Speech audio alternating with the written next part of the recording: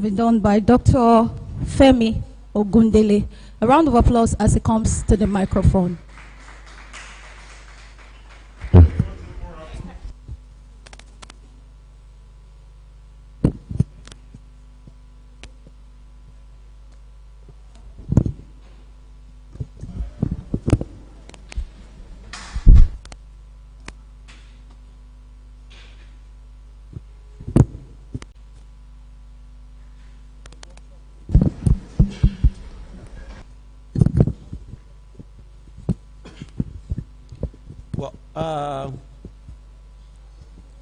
I want to say good morning to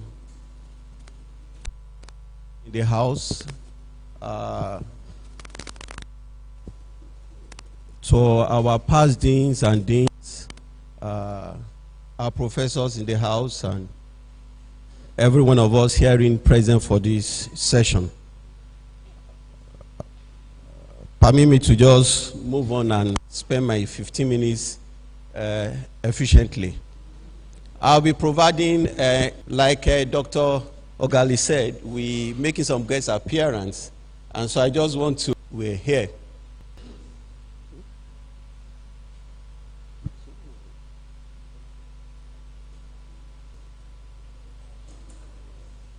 Okay. And knowledge generation and link to evidence project. Youths as a demographic group that is clear-cut and that they are central to development of any nation. And we've found that the investment in youth is actually an investment in the future of any nation. And because they are a clear demographic group, it is easier to actually gain dividends of whatever investment you make into them. And then across the country, we found out that there are a lot of policies that are built, but so many of them are not based on policies. Over the last 3 years that I've traveled around, I'm able to tell you that there are very few states have policies guiding the youth. And you keep hearing around youth and this. There are country data all around that can simply be used to drive policies that are not being used. Some of these include the NDHS, the Nigerian Demographic Health Survey. We have the NAS, health surveys and things like that, the mix of it. And none of them is being used to drive, policy for youth development. So we felt, okay, can we walk along this line and see what are the challenges we basically identify, why people have failed to make use of those understanding of the potentials of this existing data set. And then we have outdated institutional policy that discourage that where possible, or in faculties or schools that are involved, it's time we encourage the use of available, validated, high-quality data set for obtaining academic degrees. I know institutions that have moved towards such, because you can actually, rely on the data. Even when entering Quarter One Journal, when you have such data, nobody queries your methodology and the rest of them, and it gets easy to go. So we felt, okay, let's see if we can improve understanding of this data. Then there is also poor access of researchers to this national data set, and very few people can use them, your Stata, your R, your SPSS, and the rest of them. So the idea was, can we build capacity of people, to be able to use some of these data, tools for secondary data analysis. And then there has been problem of poor research dissemination, the link between the research and the real world that needs to make use of our research. So these were the challenges we have. Catalytic Fund from Ford Foundation to kickstart the project about 3 years ago. And the Sparkle project is domiciled in the Center for Adolescent Health in the School of Public Health of the university. And the overall, some of the project aim were the fact that we want to promote the use of available population-based secondary data to track and drive evidence-based advocacy in Nigeria, so that when people are talking about young people and youth, they are not just talking in abstract, they are talking because there is data that is driving what they are saying. And then another thing is that we aim that we will facilitate paradigm shift towards optimize and track youth development. One important thing is that some of the things we've done in the course of the 3-year project, we found some deficiency while building some indicators, and we made a recommendation to the National Population Commission so that some modifications can be made in the DHS. Even though the DHS is global in terms of how it's run, each country can domesticate to some extent, bring in some variables that are peculiar to them that will meet their need. For example, we have people pushing for some moral data going forward now, and those people actually emanated from here. The dental department owner was like, can't we start having some moral data in some of development of public-facing repository and annual fellowship for capacity building. We've been having a data socialization workshop and policy-related engagement. Let me speak to each of them quickly. Now, for the national days, we've developed two with all the major stakeholders in the country. We are at the point of launching the first one in Port Harcourt between 7th and 13th of October. In fact, initially we wanted to have the launch via the presidency, precisely during one of the programs, but somehow it didn't work. So we'll have the launch of the Youth Index. That is the first evidence-based youth index in the country. And all stakeholders, State Ministry of Youth, Federal Ministry of Health, Education, all of them, just mention them, we've worked with them. Our last stakeholder meeting, we had people from over maybe 30 interested partners and over 70 people in attendance, just to make sure that whatever we come up with can be owned by this nation going forward. So we are rounding up on the second edition very soon, and we send that forward also. Then the public-facing repository is a Sparkle website. Initially, it was attached to the university website, but we've separated it now. And what the public-facing repository is about is like a one-stop data point, whereby if you work with secondary data, instead of having difficulty getting MBS and the rest of them to pull you through, or the DHS program, if you are familiar with USAID, you can just visit the Sparkle website and you can have links that gives you much easier access. There are a lot of data that you can actually write available there. And this is one of the things we've been preaching around the country, so that even young people themselves can get access to some of this data and use it to push for programs for youth. Then we've had the annual fellowship capacity building program. We had 3 cohorts. And what we've been doing is an annual fellowship program for 1 year, fully funded with financial support for fellows. It was actually for young researchers and people just completed either fellowship or PhD 5 years earlier. And we've had participants from all over the nation. And the goal of that is to build secondary data. And then the outcome is that you must publish at best. And interestingly, some of the last 2 publications from there have all been in Q1 journals. And that in terms of thank you very much. Then policy-related engagement, we've been moving around all ministries that have issues to do or that have things to do in relation to the youth, and we've had very positive response from them. We have some of our policy products. I don't know if they are here. If some are available or are circulated within the school. So we've had policy telling the nation what we're doing and what we've done so far, so that there can be a shift in the mindset of people who make up policy for young people. And then we've had data socialization workshop across the country in Port Harcourt, Abuja, and all that. We've had about 6 or thereabout that are moving around and all that, doing that. So these are some of our calls. This is one is for call for application for fellowship, and we actually went beyond health. We had people from economics, justice. It depends on your ability to make use of secondary data to drive policy in your area of interest. And then we've had some of those data socialization workshops. We've had partnership with University of Port Harcourt to drive some of these things, like the data socialization workshop. And then this is one of the research briefs from the annual fellowship. The first set of fellows had about 8, and we produced a research brief for which is like an executive summary, about 1,000 words for all their research outputs. And aside that, some of them are now in journals, high-profile journals. So this is just to show what we've done. And then this is our first youth index, written in conjunction with stakeholders from across the nation. And from this, we see what really is happening in the nation. You'll be shocked if you get access to the youth index, the performance of each state. What the youth index says is to tell us, look, How is state aid doing? In the youth index, we had like 4 policy thrusts: health awareness and employment opportunity. We have issues around education and skill development, and then gender equality and inclusion. And you'll be shocked what you see in some of those states.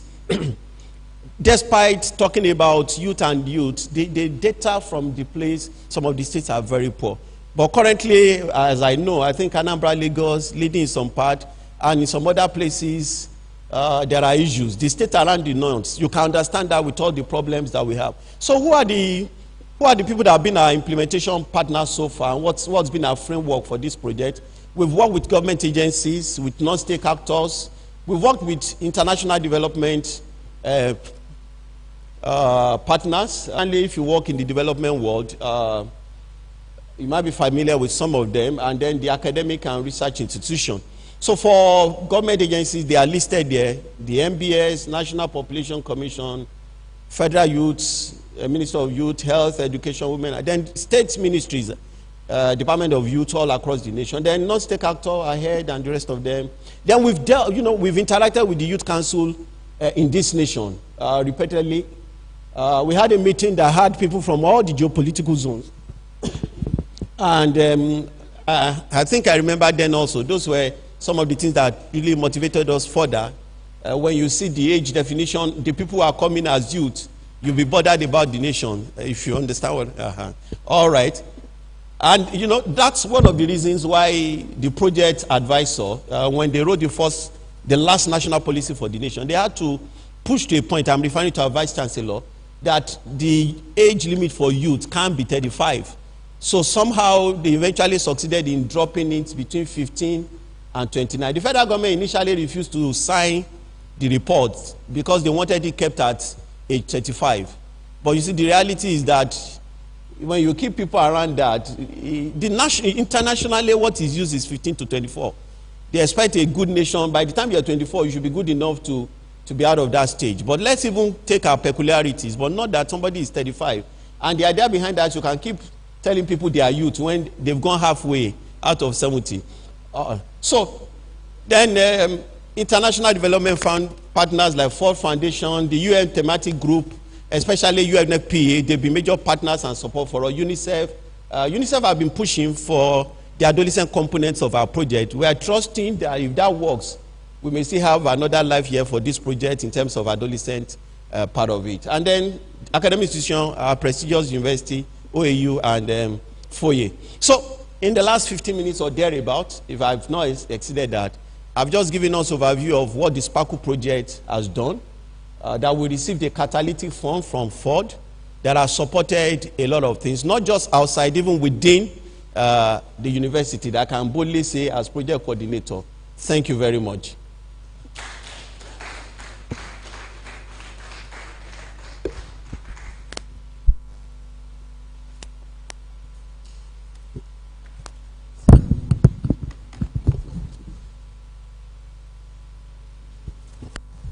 Thank you so much, Dr. Gundele, for that overview.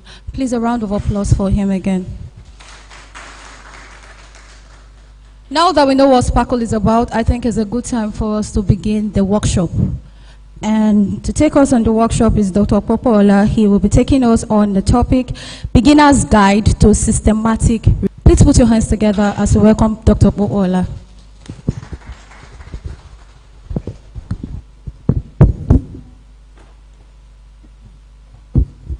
Yeah.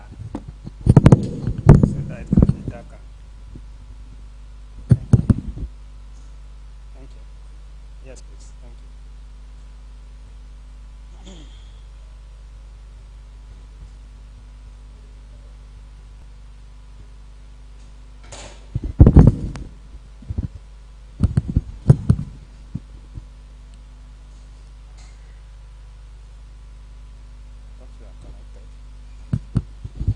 Good morning, everyone.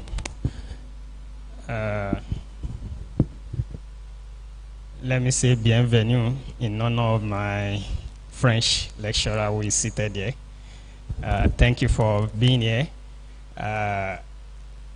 Yes, we are here to discuss systematic reviews. I'm trying to bring up some things. I hope the network helps. So,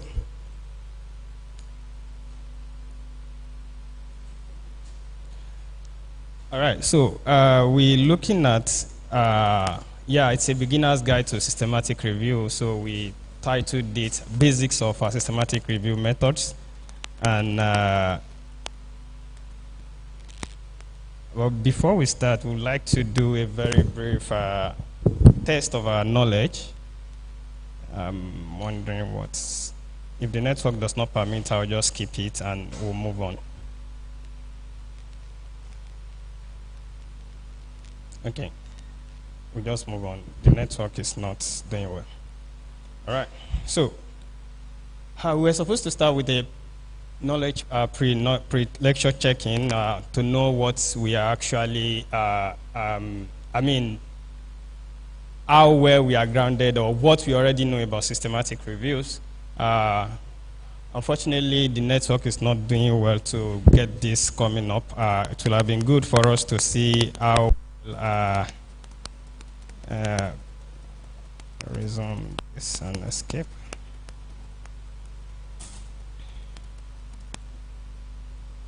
Well, nonetheless, we are even far behind schedule, so let's just move on. So this morning we want to look at the issue of systematic reviews. These are some of the outlines, some of the objectives. We are far behind schedule.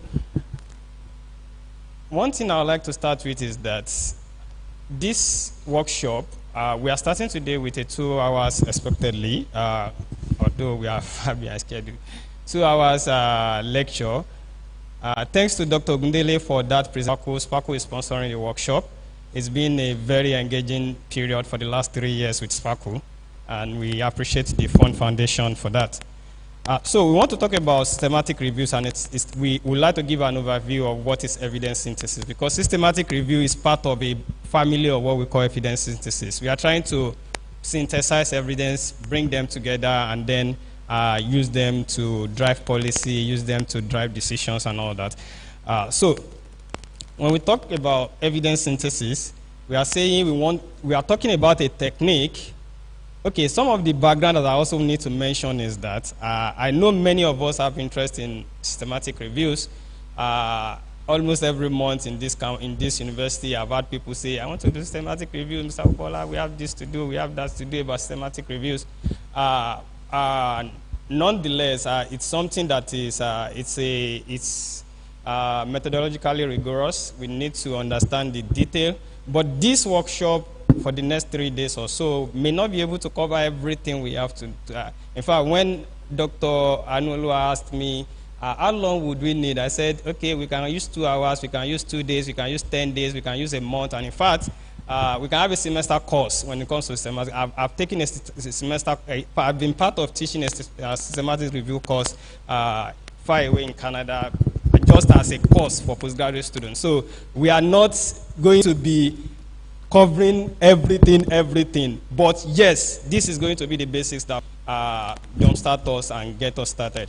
So when we talk about systematic evidence-based evidence synthesis, we are referring to a, can I have my screen, my slide on the screen, please? We are talking about the use of techniques to combine multiple sources of data, either clinical, observational, to make understanding. Many of us do research, and the research that we do, a number of times, the outcomes are just, they are single outcomes. You have done something, your result is there, but we need to find a way to synthesize everything everyone is doing so that there can be a better impact or a better use of everything we are trying to design a study to address a question, to answer a question, to address a problem, or even to describe a phenomenon. That's what we are trying to do in research. And in doing this, there are several methodological approaches to it. We might be thinking of maybe in terms of time frame, cross-sectional, longitudinal, in terms of some other methodology. We might be talking about clinical trials, we might be talking about surveys, we might be talking about ethnographic studies, and so on, quasi-experimental, pure experimental. We have lots of them. So all those types of methodologies, systematic review is now one of them. It's also a methodology that we use to query question, that we use to find solution to problem and all that. So, and I said systematic review is one of the members of the family of evidence synthesis, as we will understand going forward.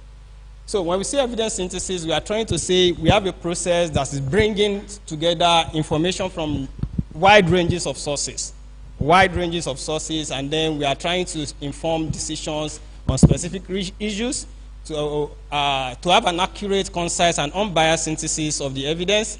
It is therefore one of the most valuable contributions to the research community, and that's from the Royal Society in the UK. So let's introduce the family of evidence synthesis. Over the years, there have been a lot of description or trying to break evidence synthesis into several types. Quite a lot of work done on them, as we'll see. So we have a family of evidence synthesis that we can call a more structured review, or a more structured summary of research or synthesis of research, different from the narrative review or the normal literature review that we know about. So we have the narrative review or the traditional literature review, which we know, which we've always done in our maybe thesis or part of a research paper and things like that.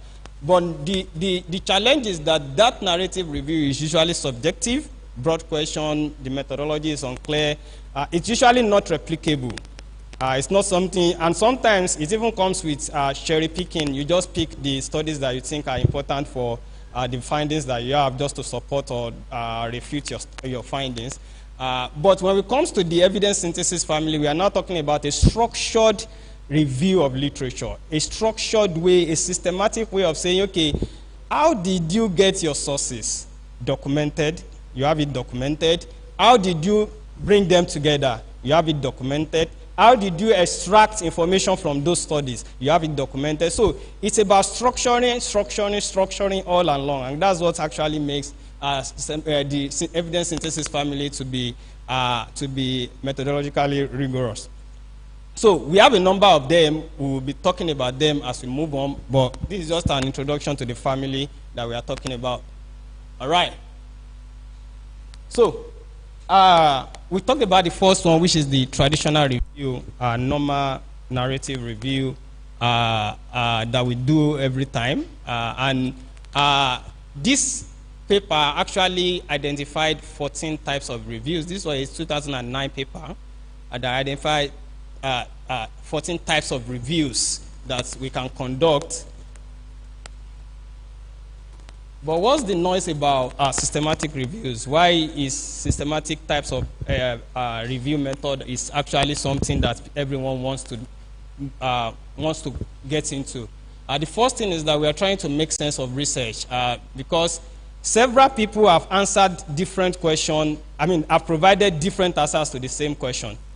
We have seen research work where some people have said, okay, we found, let's say we have 10 studies, five says we found significant answers, 5 says we didn't find significant answers. So if we sit down at a policy table or to make decision, what should be the decision about that problem? When 5 studies are saying this is not significant and others are saying this is significant. I mean, what we are seeing is significant. So because different questions, I mean, the same questions have been answered differently, then we need to make sense around that. How do we make decisions about that? Then we have information overload. A lot of works are being produced annually. So we need to find a way to summarize them, to bring them together such that when we want to make decisions, when we want to, make decisions, when we want to maybe provide an intervention in clinical settings or maybe in general life settings, then we are able to make such decisions. Please keep my slide on the screen, please. They can see me. So we're also trying to make justification for future research.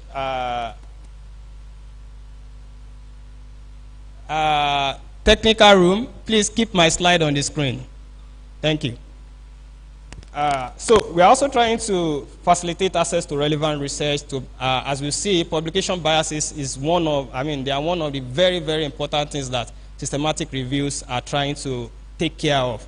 So that's so these are some of the reasons why there is a noise about systematic review. We are trying to have better accountability in terms of transparency, reproducibility, which we'll still delve into all this deeper and deeper. We are just getting started.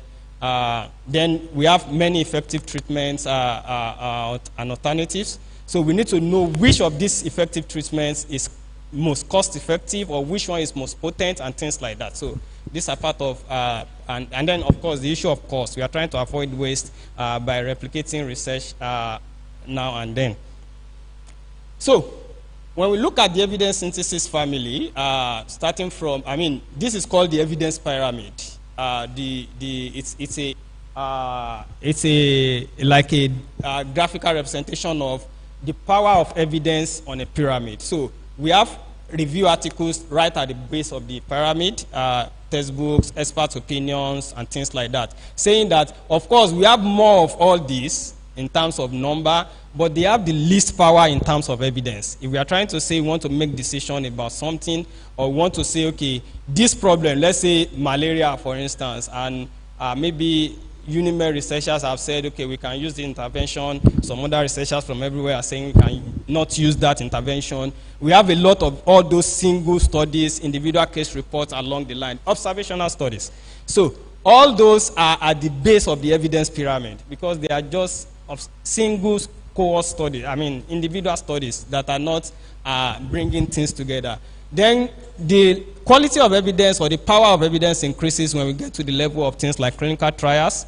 We all understand this process. Maybe you have a basic, if we have a problem, for instance, you can have a basic research that says, okay, let's test if this, all these things that our science people do, get some leaf, some plants and see if it works for this condition and all that. So we now take it to clinical trials to try it in human subjects to see, okay, is it actually working as we had it in the animal subjects? So we have the randomized, we have the non-randomized. So those ones are at higher level of evidence that, okay, the clinical trial actually proved that this is correct. So, but if we now go higher, beyond that, we also have some types of evidence that are much more, they are much more reliable in terms of power. And that includes, and those includes the systematic reviews, meta-analysis, which are the peak of evidence. That is, the peak of what we have in terms of evidence are the systematic review and meta-analysis. So all those single studies that we are conducting, a survey, an experimental study in the lab and all that, those ones are just single studies that everyone is doing in its own corner. But when we now bring them together in a systematic way, in a structured way, in a methodical way, then we have the peak of evidence currently available in terms of systematic reviews and meta-analysis. Are we still together, please? Okay. We have a lot to go up within these 3 days. So, and this workshop is designed to be interactive. So if at any point you need to pause me and ask questions, please do not hesitate. Just indicate, and it's meant to be interactive. So let's make it so. Thank you. Okay. So we talked about the fact that the meta-analysis and systematic reviews are the peak of evidence. That is, when we are, in research, what we are trying to do, I do say this, what we are trying to do is to find the truth. What's the truth? What's the, which drug works? What's the truth of this situation? We are always trying to find the truth. So when we now say this is the evidence for the truth,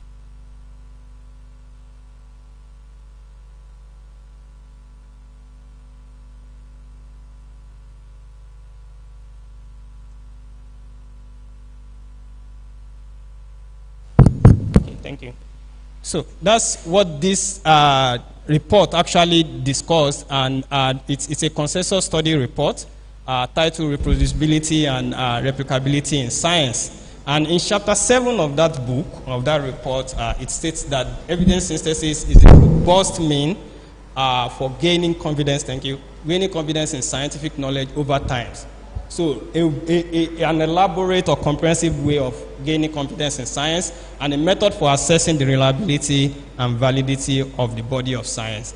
I have Yeah, I have a graphical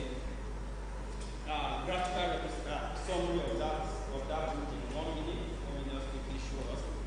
So that report that talks about. So this is a graphical representation of that, of the abstract, and it says that one of the ways that we and it says that one of the ways that we, I would like to restart. Sorry, apologies, please.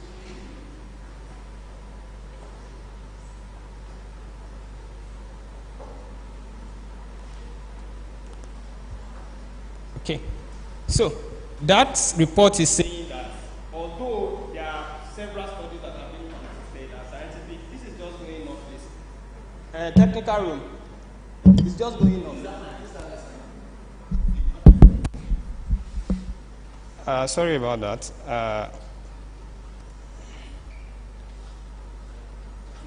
So the report says that although there are studies that are being conducted and new discoveries are being made in science, but there must be a way by which we are able to verify what science is saying. Every time there is new discovery, we must be able to repeat and validate whatever is coming up in science. However, it defines reproducibility as the fact that we are using the same data to actually get the same results, while replicability is about using different data to get consistent results.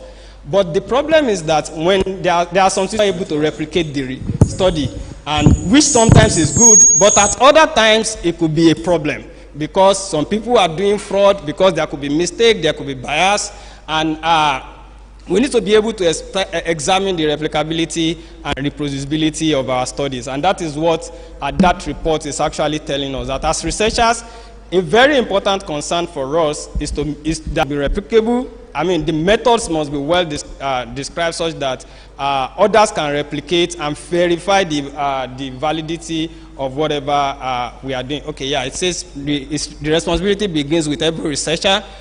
We should take care to explain the uncertainty inherent in their study and describe the methods and data in a clear way. So that's what the report says, to actually let us know that evidence synthesis, I mean, replicability and reproducibility is a very important thing in science, and evidence synthesis sits at the top of that.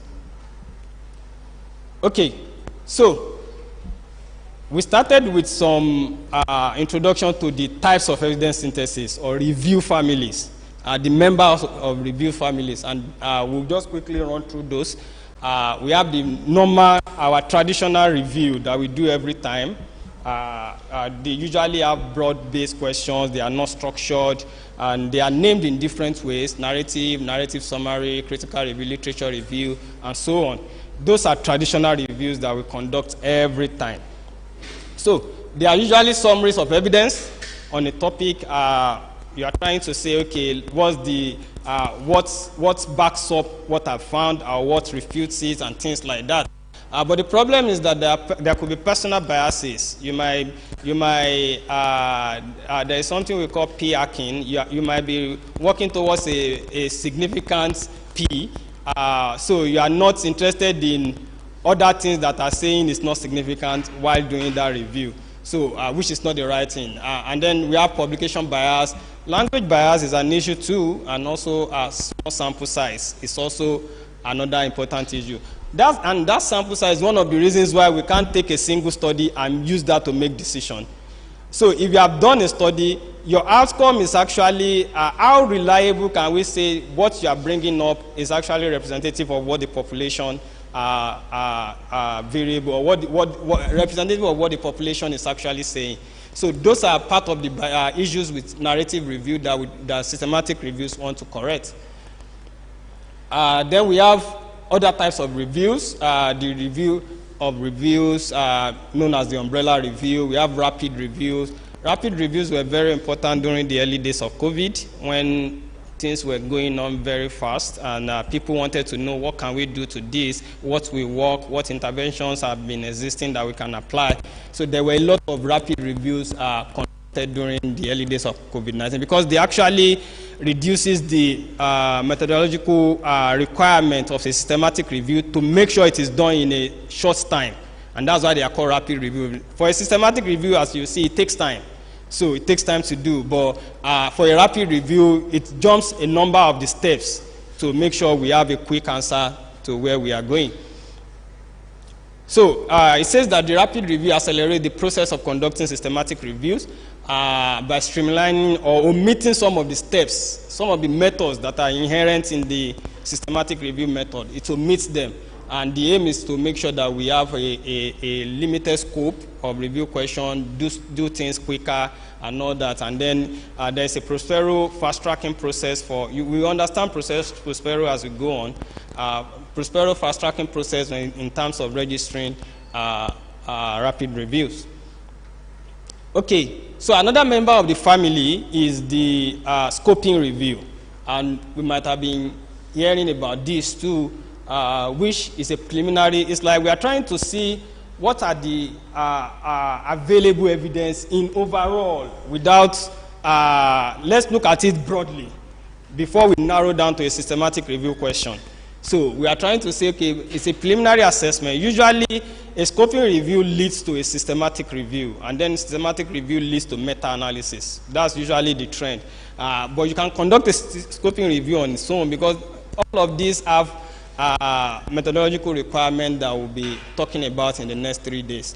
So scoping review may help us to identify viable review topics, that is systematic review topics, and then it's usually address questions that are broad in nature. It may not be talking about does a particular intervention bring a particular result? Is it effective for a particular issue? But it may be looking at maybe a broad number of interventions together and trying to synthesize information on them. And one important thing is that, as we'll see in the steps to systematic review, is that scoping review usually lack a step of study quality assessment. That stage in systematic review is skipped when it comes to scoping review. So, like I said, we still have lots and lots of the different types of reviews. We still have the ones that some people put together as purposive reviews.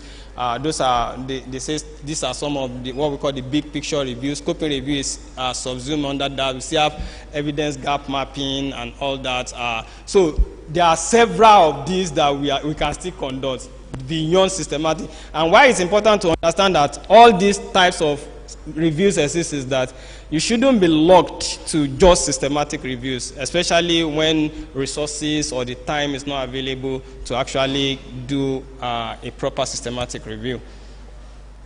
So we've been talking systematic review. What is systematic review itself?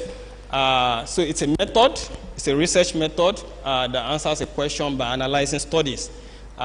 More specifically, it's an attempt to identify, collate, and systematically synthesize evidence from various sources to answer a specific question. So a template of an example of a question that a systematic review we want to look into is maybe what is the effectiveness of a certain intervention X on a certain population Y in achieving a certain outcome Z. So for instance, that's what we have down here. What's the effectiveness of pump irrigation system on average yield, irrigated area, labor demand, and all that for smallholder farmers? So we are trying to see, is this, and systematic reviews are not just for, although they've been more applied in health and medical sciences, the scope of reviews have actually gone beyond health and medical sciences. We now have social sciences, and we have several other types of reviews that people are conducting. So, in a book by the Institute of Medicine, it says that systematic review is a scientific investigation that focuses on a specific question. Please note that, a specific question. That is very important when it comes to systematic review. We can't be bringing questions, several questions together. I've had people in my office that we discuss, maybe they bring their question and I say, this is too broad for a systematic review. So a specific question is what a systematic review is trying to do, and it uses specific, explicit, predefined method to identify, to select, to assess, and summarize findings. So there are specific methods that you say, how do you identify your findings? How do you identify how do you bring them together? There are specific things to follow, guidelines and frameworks to follow to get that done. Okay, so this table is a comparative analysis between a narrative, that is a normal literature review that we do, and a systematic review. And it looks at the review question for a normal literature traditional review. It says that the questions addressed are broad, as I've said before, while the questions for a systematic review are very narrow, well defined. Solid selection, quality assessment, synthesis, all these yardsticks were considered, and then there was like a crosstab to see, okay, what are the differences. One important thing is the quality assessment. In many of the literature review that we do, naturally, traditional literature review, we usually don't assess the quality of the work that is done. We just say, okay, Popola 2015 says that a human being can work with their head, and so we just put it there. That's what we found. But we normally don't go deep into how did Popola came to this assertion or to this conclusion, and that is something that is important in systematic reviews. How did these scientists get to this result? So the quality assessment of every study is part of a systematic review process. So also the synthesis, usually narrative for a literature review, qualitative, but for a systematic review, it could be qualitative, it could be a narrative synthesis, and in fact, you could have a meta-analysis that brings statistical analysis of different studies that have been done. Now bring all those studies together, statistically analyze them to find an effect size or to find a common ground. That, okay, if researcher A, B, C, D are saying different things, are reporting different p-values, how do we bring all those p-values together to have a single p-value to actually know if this is significant or not? Any questions so far, please? No question?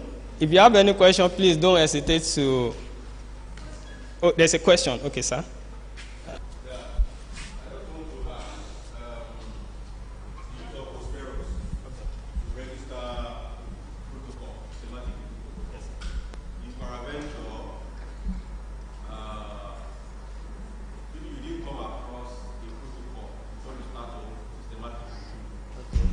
And you went ahead to, if peradventure I've registered my own, and another person, and I've not really done much as per writing up the work.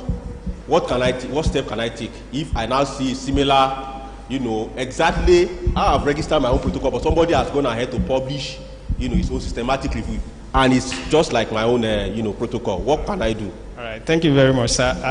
That's a very brilliant question. One of the steps, as we will see, we are going to, like I said, we are going to go up a lot of things in these 3 days. One of the things that are part of, one of the steps in systematic reviews is, in fact, the very first step is to determine the need for a review. Can I have my screen, please? The very first step is to the very first step is to determine this need for it. Do we even need a systematic review at all? So, and in that stage, there are a lot of sources to be checked. So one of those sources is what Prof mentioned, that's Prospero, which is a registry of protocols. There are several other sources. And we as researchers, before we start, we must do due diligence to check across all those studies, all those sources, because systematic review takes time. So before you start it, you must register it. So before you even register you must have checked that, do we need to answer this review at all? But so now answer specifically Prof's question is that, well, I think what you might need to do is to look at what is lacking in their own study. Maybe scope-wise, or maybe they didn't cover some study design in the types of studies they included in their work. Maybe they didn't cover some types of literature, such as gray literature. We'll still mention some of these things. So you definitely need to look at a gap in their work so as to fine-tune whatever you are doing, because definitely you can't be doing the same thing. And we are still going to talk more elaborately about this, sir. Thank you. So let me go back to where I was. Okay, yeah. Yes, please.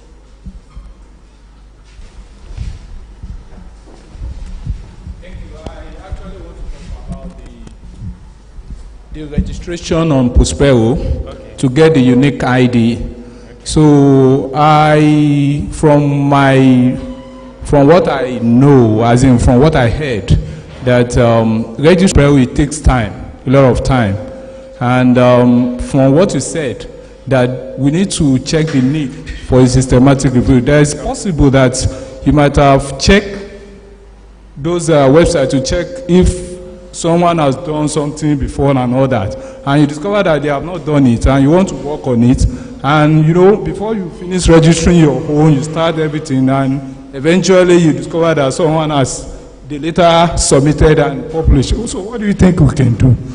Thank you very much. Yeah, so yes, Prospero's registration actually takes time, and that's why we have some alternatives such as OSF and all that. We are still coming to registration as part of the topics we have for the next 3 days. So, but to quickly answer you is that if someone publishes a systematic review and you couldn't find a protocol about it before you started yours, it's possible that that person was not doing a systematic review, because you cannot do a systematic review without publishing the protocol first. Maybe published in journal or in registries such as Prospero's, OSF, and all that. So it must be somewhere. It's not something that will be hidden.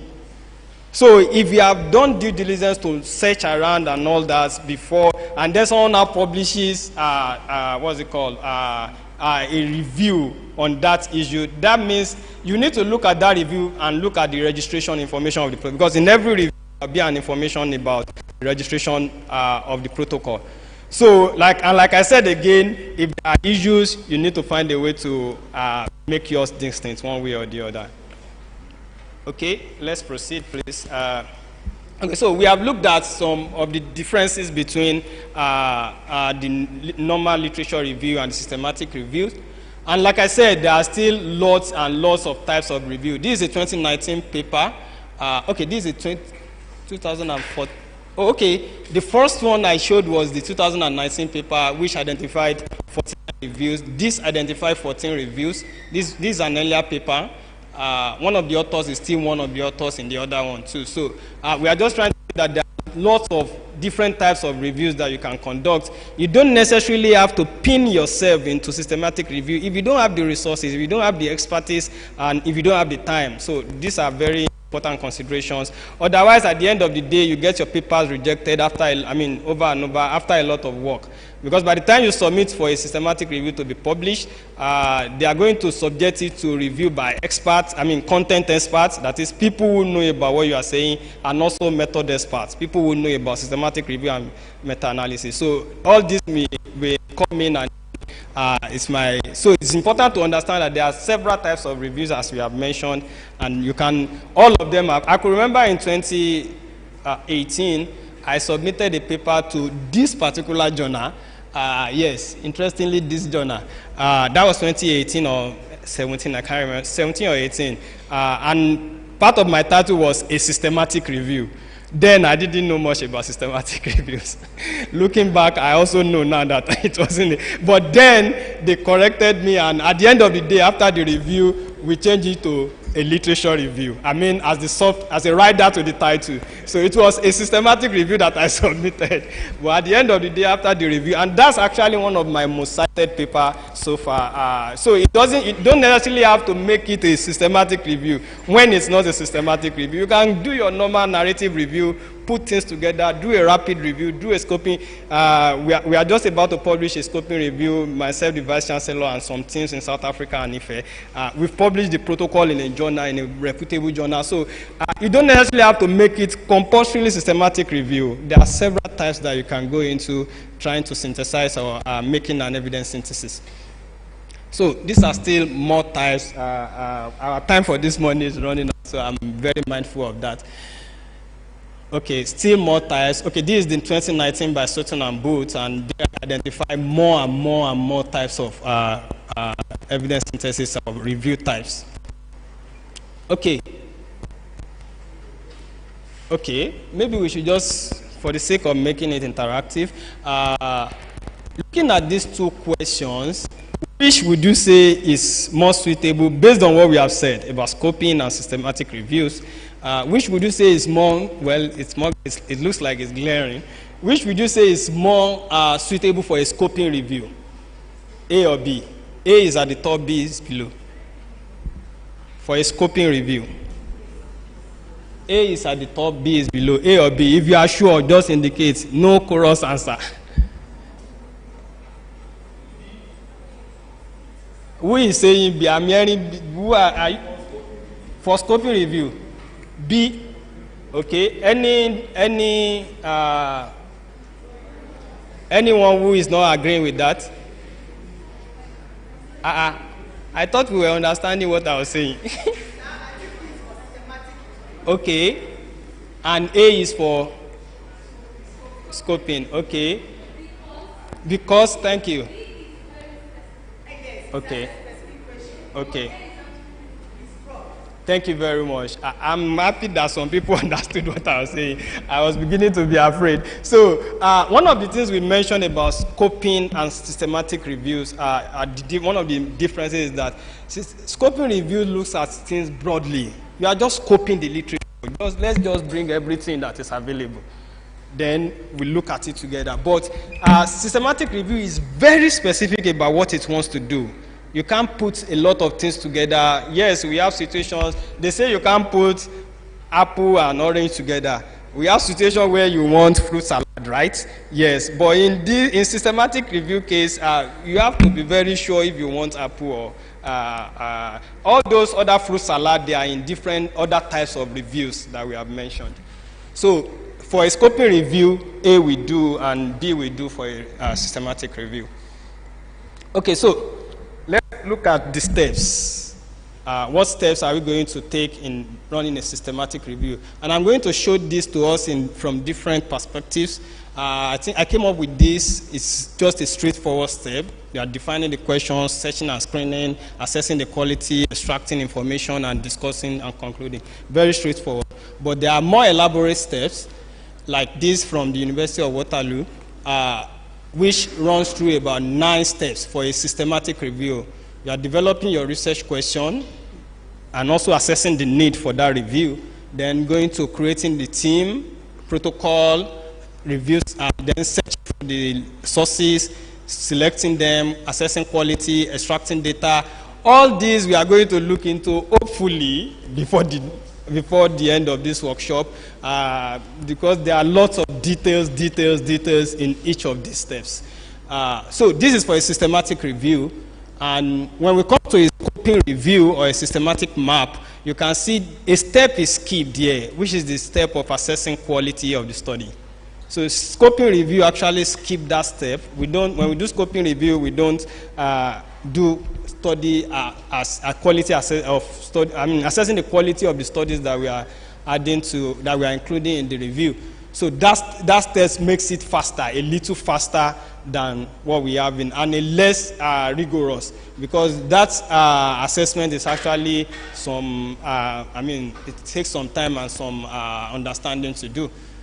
So for a scoping review, that step is also skipped here in the second version of the step.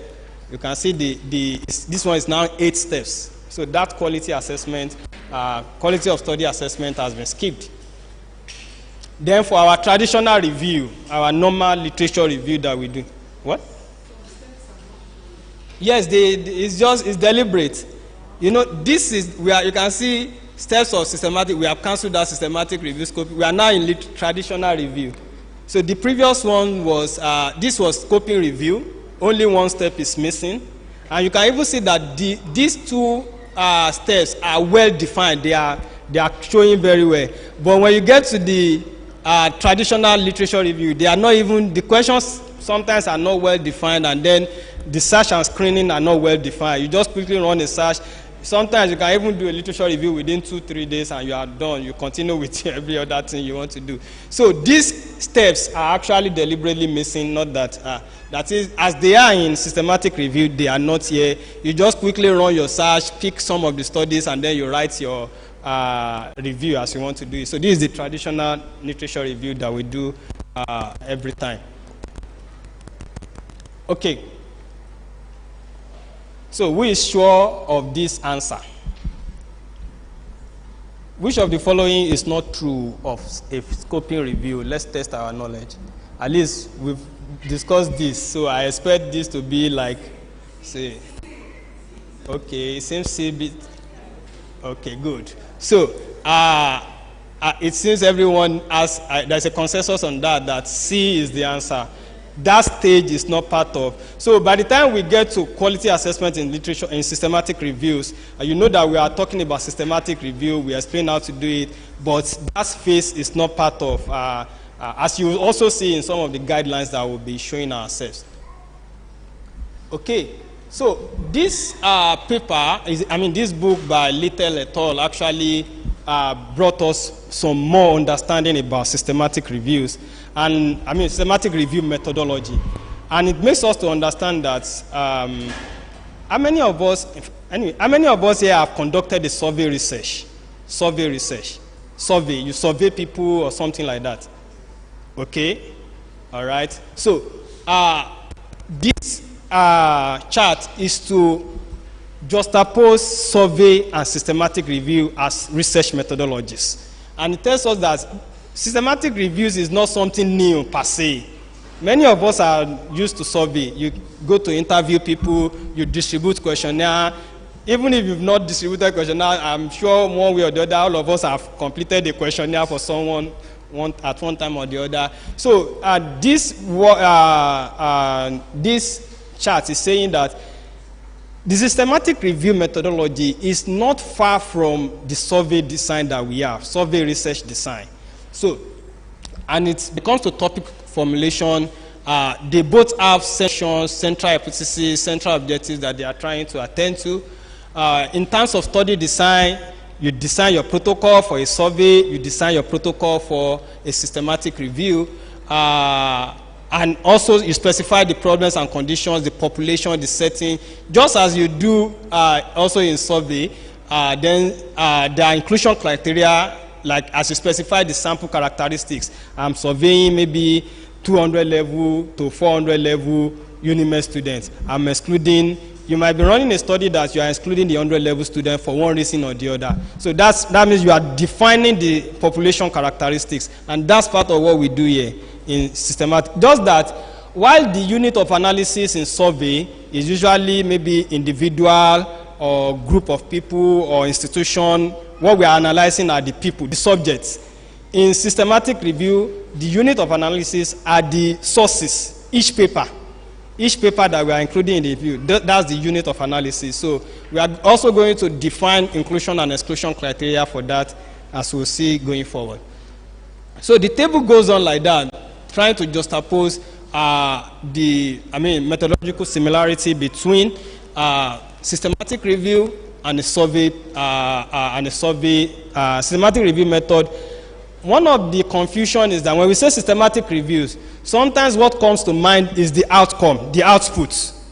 Because at the end of the systematic review process, by going through that methodology, what you produce is also called systematic review. But we should know that it's a method in its own. It's a process in its own.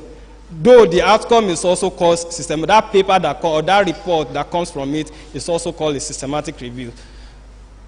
So these are methodological similarities between the survey research design and the systematic review research design. And even up to data analysis, you are going to run descriptive analysis. You can run descriptive in systematic, and you can do the same in surveys, and even inferential statistics, because at some point you might be going into meta-analysis and you'll be running, you may be running meta-regression within systematic review, just as you can be running multivariate analysis in a survey, and also down to reporting. So this table is just to let us know we shouldn't be afraid of systematic review, because we have said that it is methodologically rigorous, and it takes time and all that. Nonetheless, it's not far from what we already know. We just need to understand it, and then we can go into it and do it. And especially because we have said, if you remember, survey is at the base of the pyramid, evidence pyramid. It's just a single study. But this is at the peak because of some of the inherent characteristics that we'll see. So, in general, systematic review is trying to decrease bias, that is, bias that will have been introduced in different types of reviews, and also to increase reproducibility and transparency in our research. And how does this happen? Let's talk about bias in research synthesis. Usually when we conduct studies, we normally may have negative results and positive results. That is, some of our results give negative answer, while some give positive answer. So that's what we expect in a normal study. You collected all data, there are negative results and there are positive results. But we found that when you go higher, by the time people write report, there is a reduction. It is not aligning again, it's becoming a pyramid, and this is what happened. The reports now start tilting towards the positive results. Many reports that people publish start tilting towards the positive reports, and that is where the bias starts, and that is outcome reporting bias. You have left out the negative results, and we are trying to make decision on this problem, but most of what we are seeing are the ones that say it works. And in fact, I read a story, a report recently whereby a clinical trial actually went wrong because they missed some salient studies that should have been included in the evidence synthesis. And the subjects actually died. They ran an evidence synthesis, they were running the clinical trial on some subjects, but they missed out some studies that have actually reported that procedure they wanted to try out didn't work. So at the end of the day, yes, it's a clinical trial. You have signed that maybe anything can happen along the line. Yeah. So that's outcome bias. Outcome reporting bias is part of what systematic review wants to address. And it also wants to address publication bias. That is, by the time you write your report, by the time you send it to a reviewer, they also push it further to the positive results. They also push it further to the positive results up to when we have and then the last one is the confirmation bias, which is what we now have as what we want to use, usually tending more towards the positive. So some things are not showing very well. We had to copy from my laptop to this, so maybe that's where the problem came in. But what we are saying in essence is that there are three types of biases, and systematic review is trying to to take care of this by shifting this particular evidence back to the center. All those things, reporting, the confirmation bias, the outcome bias, the publication bias, systematic review is trying to shift it back to the center, that we don't need to flush everything to the positive side. Let's know what is negative. So that's actually, and that's why we said in general, systematic review is trying to decrease bias and also increase reproducibility and replicability, transparency. So what happened is that, okay, how do systematic reviews actually address bias? One is that you make decision about selection a priori. Before you even start the study, you will have written your protocol, a clear protocol of these are the type of studies that will be in my review. So there's you have determined what you want to do. Not that it's when you are not doing it that you now say, no, let's not include this one. Let's include this one, So you have made that decision. You have published that decision of what you want to do. Everybody knows. By the time you publish your review, we can take your protocol and say, okay, is it what you say you want to do that you did? So you first publish a protocol before you publish a systematic review. And that is part of how it's able to assist us with addressing bias. Clear documentation of the process. As we will see, documentation is so much inherent in systematic reviews. You are going to be documenting how did you search, where did you search, how many did you get, and things like that. We are going to see as we proceed. Then there are multiple people. You cannot do a systematic review alone. Forget it. It is not possible. When you talk of systematic review, it is done by a team. And we'll see the team composition in a couple of slides. So there are many independent people because, for instance, when you are screening the studies for inclusion, there must be at least 2 independent people screening. It's a methodological requirement in systematic review. At least 2 independent people screening that let's include this study, let's not include this study, based on the criteria you have set in your protocol. So, and even when you are doing the quality of quality assessment for each study, there must be at least 2 independent people. We have a study going on that I'm part of in OAU right now. That's part of where we are stuck. Someone has finished their own screening aspect, and some of the other people are still busy not doing their work, and she's shouting out, do your work, but we cannot proceed without them. So it's a teamwork that must be done. And then comprehensive search method, as we will see when we get to the stage of search, comprehensive search method. You are going to, well, we are not going to, the aim of this workshop is not to turn you to a librarian or to turn you to a search expert, but we will try to make you understand. I was at the webinar yesterday or day before, I think yesterday, we were talking about use of AI for systematic reviews. And at some points, after some discussion, we were now, one of the questions that came up was that, how will people who are not search experts actually know that there is some of the problems we were seeing with AI use in systematic reviews? I mean, we were just information experts. So we were just discussing a lot of things. Someone was giving a report. And then a question came up that, okay, what of other people that are not, how will they know that these issues we are discussing are there? So that was one of the things that really became a conversation at that meeting. So what we are saying is that there's a comprehensive search method, which at least you should understand. If you see a search, protocol for a systematic, you should understand what it's saying, even if you may not be able, even if you need one of your team members to produce that comprehensive search method. Okay. Okay, we've talked about this, and the aspect that systematic review is actually addressing, it's attacking that publication bias. Let's switch it back to the center and all that. This is just to define publication bias. Research that appears in public literature is systematically unrepresentative of the population of completed research. Usually what we have in publications are systematically unrepresentative of everything that we have been doing in terms of research. And how is this happening? The types of when we talk of publication bias, go back to your office, go and check your locals, all those ones that you have not published. All those negative results that you are keeping away, you are not publishing, that's publication. Why are you not publishing? In fact, I could remember in my undergraduate days, for my BSc project, we didn't know anything about research anyway.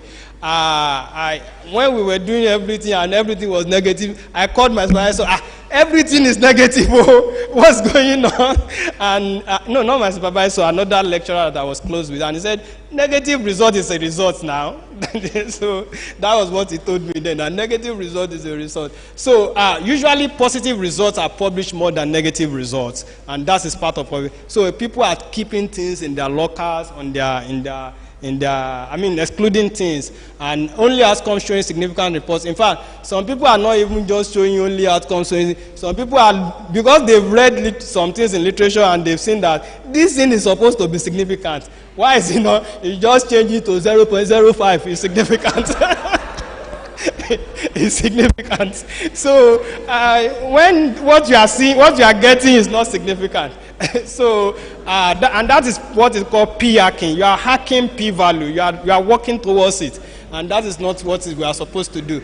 Then we have bias towards English language. Most of what is published in science are published in English language. And there is a lot being done by non-English speakers that we also need. Systematic review also put this into consideration. Then we have a lot of work that go unpublished and also for various reasons that go unfinished. So many of us, a number of people, what they've done in their thesis, maybe for a degree, they usually don't publish them. So a lot of things go unpublished. Systematic is into its methodology, and you must go after some of those things to actually say you are doing a systematic review. So all this we will see later. How is systematic review addressing publication bias? These are some of the things. It's including non-English articles, researching great literature, talking to experts. So in fact, it gets to a point that if you know that Professor Eyemi is the expert on this matter, you will call him and talk to him and say, okay, please, are you doing anything that we need to capture in our work, or do you have any work? These are the things we have seen. Do you still have more that we have not seen? So it's part of systematic review. We'll see that in the guideline. And all these other things that we are trying to use to address publication bias. Okay, we now get to the point of how do you determine, should I do a systematic review or another type of review? How do you determine that? There are a number of guidelines or guidance or frameworks online that can help us to say, okay, this is how you can actually. I could remember one of our very senior professors here, when he came to me that he wants to do systematic review, and we're talking, I was explaining something, he said, no, we can finish it. In fact, I had someone at the beginning of this year that said, we should be able to produce like 6 systematic review this year. This year. I said, okay, let's just try and organize training first. Let's organize training, let everybody understand. Anytime you can, I say, hey, we are still working on that training. We'll do it. Because I wanted us to get to a point where we have an institutional-wide training first, and then we can now start saying, okay, we want to do systematic review. At least we have trained you, you know what it takes. Now let's sit down and talk.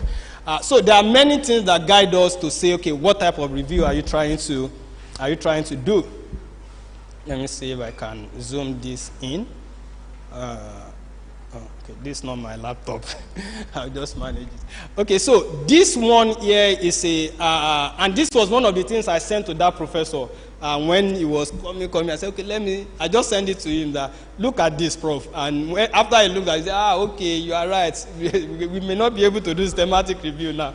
So this flow chart actually tells us how do you decide whether you want to do a systematic review or not. And the first thing at the top is that, do you want to gather all evidence? If you say yes, then you proceed. If you say no, then just go and do your normal literature review. Then the next question there is, do you have 3 or more people?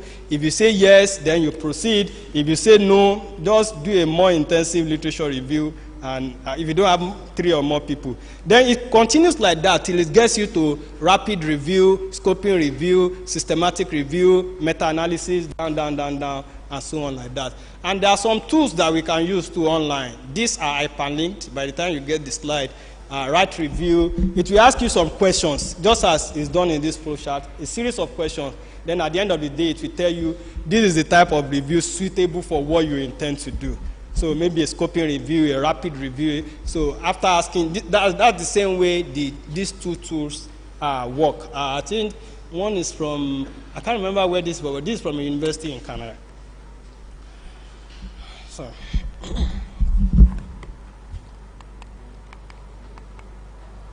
Okay, we've talked about the steps to systematic reviews, and this representation actually tells us more about, graphically shows us what we are saying when we are talking of systematic review.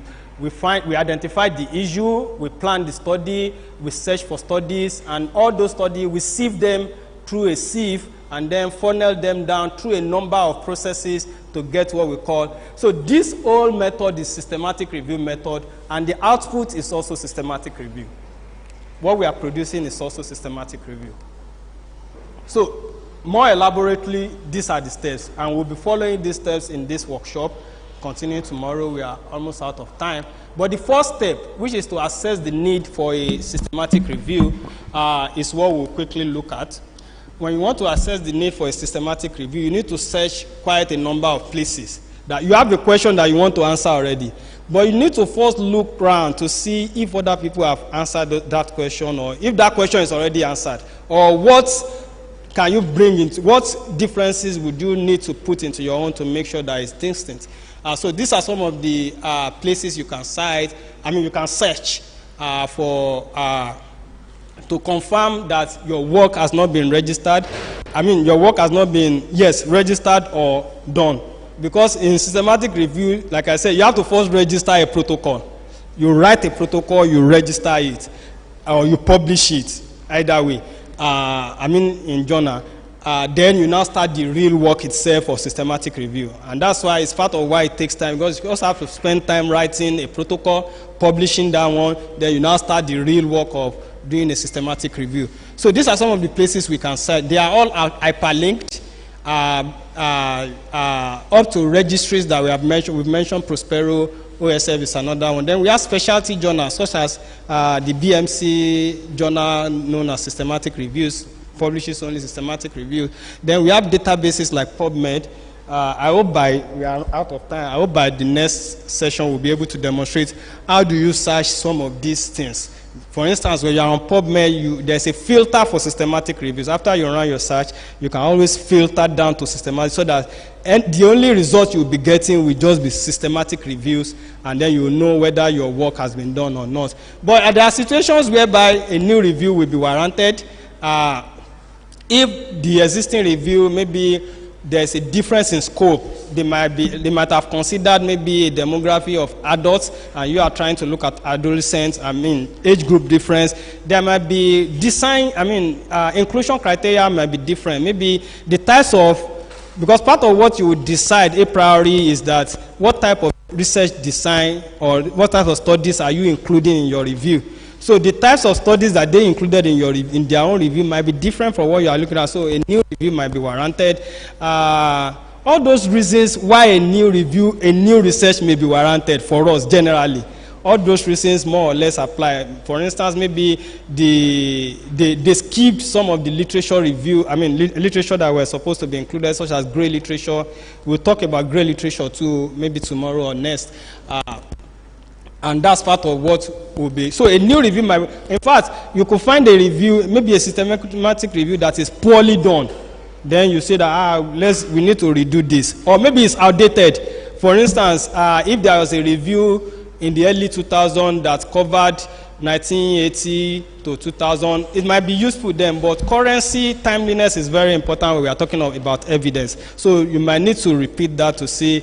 And one thing is that you may also reach out to those people, and that's one of the important things. Maybe you see a protocol that has been there for like 5 years. They've not done review. Because by the time you check Prospero SF, you see protocols that have been registered. You see whether they have been completed or not, and you see the date when they are. So if there has been a long time that they registered the protocol, you can reach out to the team and say, are you still in this? We are trying to work on this and all that. So it's always good to reach out. Even if you are doing an update study, you can reach out. Can we have some of the work you did before? Many of the researchers are outside, hopefully inside too, will actually accede to your request. Okay, so we'll end it with this for this morning. Systematic review team. Remember I said you can't do it alone. It is impossible. You need at least a number of people. So number one are the subject experts. People who know about that topic, that issue, malaria, mental health, whatever. People, subject experts on the matter you are investigating. You need them to be on your team. Then we have method experts, people who have expertise in systematic review, meta-analysis. You need them to guide you through the process. We have missed this step, let's do it this way. Or when we are even drafting protocol, okay, these are what we need to do and all that. Information retrievers, usually librarians. If you don't have the expertise for search, comprehensive searching, you will need them. And that's part of the problem we have in the country. There are very few librarians who can support this, and that's part of why I always run away when people call. How many people are we going to be able to support in this our university, and we are supporting. I mean, yes, this is our primary place, but there's a lot going on here and there. So we are working on that, building capacity of librarians too. But if you have expertise in search, you maybe after the session on searching, you are able to grab it, run with it, learn it very well. You can always do your work by yourself. Then you might need other specialized method expert, maybe a statistician, or maybe a qualitative synthesis expert if you are doing that. Or if you are working in the field of economics, you might need to bring someone with that expertise and all that. So these are people that should be on the team. And also there are systematic reviews that are brought together, a stakeholder advisory group, the patients, the participants, trying to have feedback from them. Are we addressing the problem properly? So the advisory group are usually, when they are brought into systematic reviews, they are usually for feedback. Please look at what we are doing. There are lots we have planned as workshop or time and all that. One of the things we have planned as workshop is open science. And one of the content, one of the aspects of open science is citizen science. So citizen science, if you know about it, this is an aspect of citizen science. You are bringing the people concerned into the research. So you are not just doing they are part of your research. At least they are doing the layman understand. Do you understand what we are doing? And all that. Feedback, so which is very important. Okay, we wrap it up with this, sorry. Time commitments. What does it take? What time, how long does it take to actually conduct a systematic review?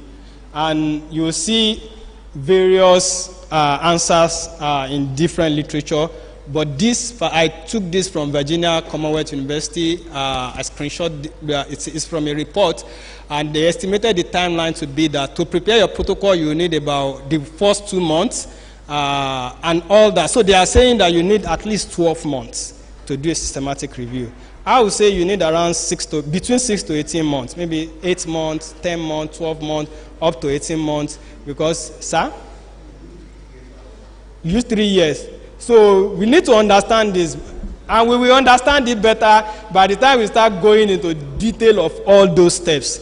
But remember, that is what is worth doing, is worth doing. Because it's at the peak of evidence. You cannot just do it anyhow. If you want to do literature review, go and do literature. If you want to do rapid review, it's fine. Scoping review, umbrella review, review of review, go and do it. But if you are talking of systematic review, there are methodological requirements and there are steps to be followed. And that's why we have all those timeline that just to guide us that it's not something that we can rush. You can't come and say, hey, Mr. Wokola, let's probably see systematic review this year, please. So I hope we understand it. So we'll continue from here. Our time is up, and I know the conference has a lot of things packed up, in program.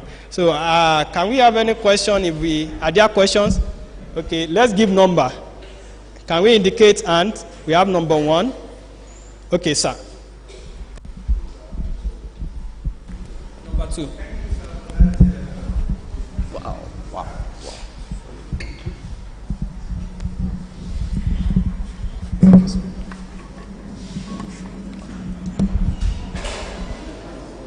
I see. Sorry. Oh, you went down the table.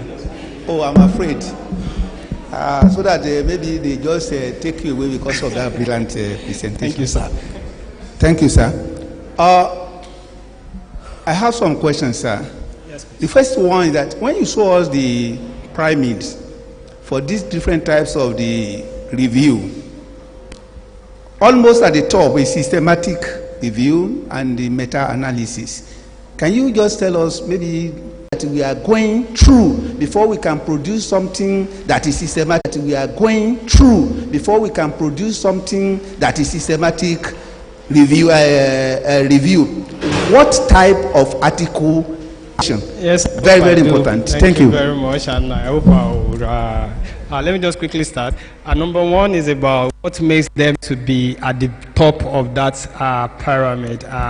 About analysis and the systematic, actually about the methodological rigor that is embedded in the process that actually addresses a lot of biases that are in individual studies that we do.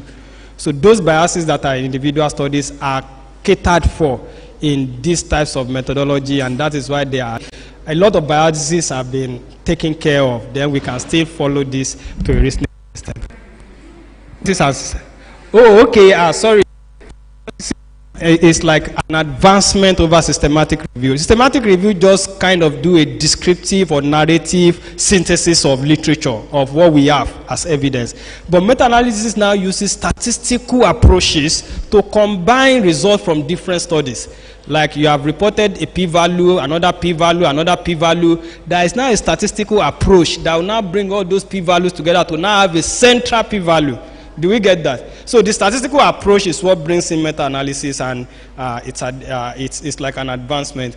Second one you asked talks about unfortunately, the quality. Yes, like I said, we are going to gulp down a lot of things these 3 days, and there is a about during the course of the workshop. So there is a risk of bias analysis. I mean, it's an old technique. We are going to talk about it, so I wouldn't want to delve deep into it. But there's a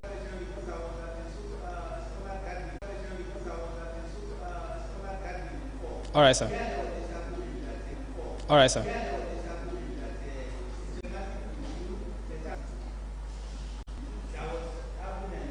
You mean should be a primary research article? Yes, sir. Okay, just a minute, please. If you look properly, I sent out information about